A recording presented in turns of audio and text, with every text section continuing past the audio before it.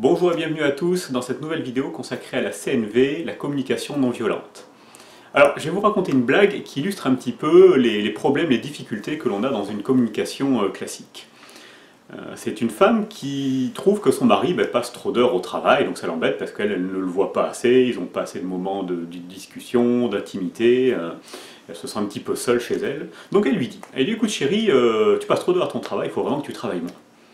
Alors son chéri, il réfléchit un petit peu, et puis oui, il se rend compte qu'effectivement il finit tard le soir, que même lui c'est fatigant, même lui il a plus trop de temps pour lui. Il dit oui, écoute, t'as raison, je vais travailler moins. Qu'est-ce qu'il fait son chéri? Eh ben, il travaille moins, il finit un peu plus tôt, et il en profite pour aller faire plus de sport, voir davantage ses amis, et peut-être sortir davantage au bar. Ce qui, au final, n'était pas du tout ce que voulait sa femme. Alors lui, il est content, effectivement, il travaille moins, il a plus de temps pour lui, mais sa femme se sent toujours aussi seule, il manque toujours autant de communication, elle le voit toujours aussi peu. Pourquoi? Parce que la femme, dans cette histoire, n'a pas du tout expliqué à son mari ce qu'elle voulait réellement, ce qu'elle vivait, ses émotions, et ce qu'elle voulait. Elle ne l'a pas transmis, donc bien sûr que si elle ne le dit pas, ce serait compliqué que l'autre en face puisse le comprendre. Vous savez, ça c'est une des grandes erreurs de communication dans le couple, c'est croire que même après 5 ans, 10 ans, 20 ans ensemble, que l'autre nous connaît parfaitement. J'ai envie de dire, c'est très très faux, déjà qu'on a du mal à se connaître soi-même, et même quand on a 40, 50 ans, 60 ans, hein, c'est vrai, on ne se connaît jamais complètement. Donc c'est encore plus difficile, c'est même utopique de penser que l'autre en face puisse nous connaître parfaitement, alors que nous-mêmes déjà nous ne sommes pas capables de nous connaître. Donc la femme dans cette histoire-là, ben oui, elle ne lui a pas dit qu'elle était peut-être triste, peut-être inquiète pour le couple. Elle n'a pas dit à son mari qu'elle avait besoin de communication, d'échange, de partage, d'intimité, d'amour, de présence. Elle n'a pas expliqué tout ça. Et elle ne lui a pas demandé non plus réellement ce qu'elle voulait, c'est-à-dire que son mari soit un peu plus présent à la maison. Voilà. Toutes les informations, ses envies, ses émotions, ses besoins, ses pensées n'ont pas été transmises. Et donc forcément, elle n'a pas pu être entendue de l'autre côté. Donc c'est pour ça que dans cette vidéo, on va voir un petit peu comment entendre l'autre et comment se faire entendre. C'est deux notions assez importantes. Alors je vais prendre des exemples concrets, des choses réelles que j'ai pu voir en cabinet. La première chose, un grand classique dans l'éducation, un enfant qui ne veut pas faire ses devoirs. Alors quand le père lui dit écoute, il est déjà 18h, faut que tu fasses tes devoirs parce que tu n'auras pas le temps, même ça peut être un peu plus agressif, regarde, il est déjà 18h, t'as pas commencé, allez, va faire tes devoirs. Pourquoi pas? C'est une façon de faire malheureusement courante. Et donc son enfant en face, qui va s'empresser de répondre j'ai pas envie. C'est normal, il n'y a pas beaucoup d'enfants qui ont envie de faire des devoirs, je crois. Alors comment ça peut se travailler cette situation en utilisant la communication non violente? Alors vous vous souvenez, les 4 étapes importantes, la première, j'en ai parlé dans une vidéo précédente, je vais vous remettre le lien, c'est d'essayer de rester le plus objectif possible, de ne pas porter de jugement. La deuxième étape, ça va être d'exprimer ses émotions, rechercher ses émotions et les exprimer. Ensuite, rechercher ses besoins, comprendre ses besoins et les exprimer. Et puis, exprimer une demande, mettre en place une stratégie qui soit gagnant-gagnant pour les deux personnes dans la communication. Donc, la communication non violente, c'est ça qui est intéressant, c'est qu'elle nous... Je ne veux pas dire qu'elle nous oblige, mais en tout cas, elle nous invite à prendre conscience de ce que l'on vit à l'intérieur de nous, nos émotions, nos pensées, nos besoins, pour pouvoir les exprimer. Donc forcément, si on exprime ce qui est au fond de nous, si on les exprime clairement, il y a plus de chances que l'autre nous entende. C'est pas garanti, hein, c'est sûr, mais il y a plus de chances que l'autre nous entende. A l'inverse, si on prend le temps d'essayer de comprendre ce que vit l'autre au-delà de ce qu'il nous dit, donc pareil, de comprendre ses pensées, ses émotions, ses besoins, ce dont il a envie, il y a plus de chances que l'autre en face se sente écouté, se sente entendu, et donc pour la communication, c'est quand même plus bénéfique, généralement. Donc revenons à cet exemple avec l'enfant.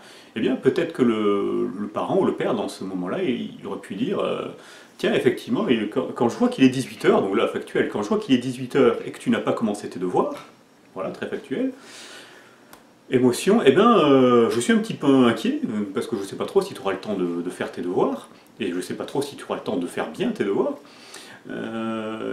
Donc moi j'aimerais avoir un petit peu de légèreté d'esprit, me sentir un petit peu léger par rapport à cette histoire. Est-ce que tu serais d'accord pour les commencer, ces devoirs? Et l'enfant en face, il peut peut-être tout à fait répondre non, j'ai pas envie, ça me gonfle, ça me saoule. Donc il va répondre exactement la même chose. Bon, mais là c'est pareil, c'est intéressant. Le parent a exprimé ce qu'il avait au fond de lui, et bah, à ce moment-là, il peut aller chercher ce qui se passe dans l'enfant. Quand l'enfant dit ça me gonfle, j'ai pas envie, et ben derrière c'est pareil, il y a des émotions, il y a des besoins, il y a des envies, il y a plein de choses en lui. Donc bah, il faut aller les chercher. Ah, t'as pas envie, d'accord. Quand je te vois là, tu as l'air un peu agacé de faire tes devoirs. Alors l'enfant va peut-être répondre, ben oui, oui, ça m'énerve, j'ai pas envie de les faire. Je préférerais discuter avec des amis, ou je dois finir ma partie de console, enfin peu importe. Ou peut-être qu'il va dire, ben oui, ça m'embête, j'ai mon devoir de SVT à finir et je supporte pas la prof, ça m'énerve. Ah, d'accord, donc tu es énervé, tu es agacé par ces devoirs, peut-être par ta prof. Eh ben oui, oui, oui, ça m'agace tout ça. Donc déjà, l'enfant, première étape, il va peut-être se sentir un peu plus écouté. On n'est pas en train de le forcer, de l'obliger à faire ses devoirs. Au contraire, lui, bah, l'idée de faire ses devoirs, c'est pas très agréable pour lui. Il exprime, on l'entend. Ah, et là déjà, il se sent écouté, il se sent entendu. Ça change beaucoup de choses, entre le forcer à faire quelque chose et au contraire, tiens, je sens que papa ou maman il m'écoute, il me comprend. Ça change beaucoup de choses. Ah, d'accord. Et donc, pareil, bah, tiens, de quoi tu aurais besoin dans cette situation? Ben, peut-être que l'enfant va dire, bah oui, c'est vrai, il faut que je les fasse de toute façon ces devoirs, mais là j'ai pas envie, il faut que je finisse ma discussion, je suis en train de discuter avec des amis, il faut que je finisse, j'en ai encore pour quelques minutes. Ah d'accord, donc là tu as besoin de ce temps libre pour l'instant. Bon, mais alors, est-ce que tu serais d'accord? Donc, on est en train d'exprimer une demande, une stratégie qui pourrait correspondre, nous, à notre besoin de légèreté, le fait que les devoirs soient faits, et puis qui correspondent aussi au fonctionnement de notre enfant. Mais écoute, est-ce que tu serais d'accord? Tu finis ta conversation, là, tu en as pour 15-20 minutes, et puis après, tu te mets au devoir. Et l'enfant a été reconnu, elle a été entendue dans, bah, oui, dans son, dans les émotions qu'il vivait, dans le fait qu'il ne voulait pas faire ses devoirs, qu'il n'aimait pas les faire. On lui propose quelque chose qui n'est pas une obligation, ben, il y a de grandes chances qu'il réponde bah, oui, allez, ouais, d'accord, je finis ma discussion et puis après je m'y mets.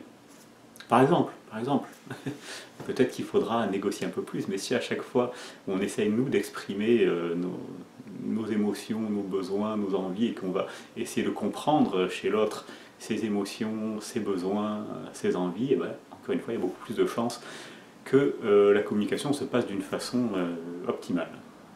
Alors, dans ce processus, il y a plein de petits pièges à éviter. Ça, je vais en parler dans la prochaine vidéo. Je vais prendre un autre exemple, un exemple que j'ai vu en consultation au cabinet, donc un couple qui... Alors elle était femme au foyer, passait sa journée à s'occuper des enfants et puis de la maison, et pendant que lui travaillait. Sur le principe, là, pas de soucis, ils étaient d'accord avec ça. Sauf que quand lui rentrait le soir, eh ben elle, qu'est-ce qu'elle voulait faire? Elle voulait lui parler, lui était fatigué, il n'avait pas envie forcément de lui parler tout de suite, ni qu'on lui parle d'ailleurs. Et la femme l'exprimait comme ça, bah oui, mais quand tu rentres, j'ai l'impression que tu ne veux pas me parler, j'ai l'impression que ça ne me fait pas plaisir j'ai l'impression que tu n'as pas plaisir à me voir, voilà, donc je me sens un petit peu rejeté, encore elle l'exprimait même pas, mais c'était plutôt dit, voilà, j'ai l'impression que tu ne veux pas me parler, j'ai l'impression que ça ne te fait pas plaisir de me voir. Donc le mari, bah, forcément, il n'était pas content d'entendre ça, parce qu'il était quand même... lui, il était content de rentrer, content de voir sa femme, c'est juste qu'il avait d'autres besoins, d'autres envies, il n'était pas prêt à discuter sur le moment. Donc il lui répondait, mais non, c'est pas vrai, arrête de dire ça, tu dis n'importe quoi. Donc il s'énervait, le mari, la communication a du mal à se faire.